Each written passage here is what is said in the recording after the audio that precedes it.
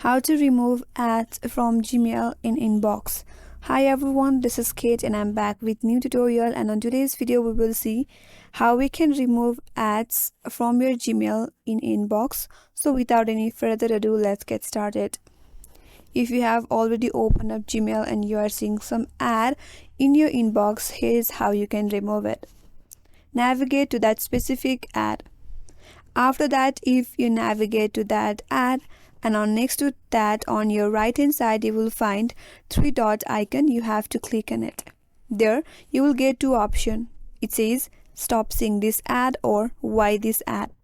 So from there, click on the first option, that is stop seeing this ad. After that, you have to provide the reasons why you like to stop this ad. Then according to your preferences, you have to choose a reason. After that, click on OK, and with that the ad will be removed from your inbox. Or if you like to block the ad from that specific account, click on the second option that says why this ad. After that, you will land on next page. There you will find an option to block the ad.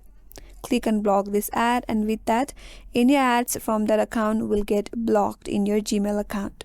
So that's the way to remove any kind of ads from inbox in your Gmail. And that's all for this video. Hope this video was helpful.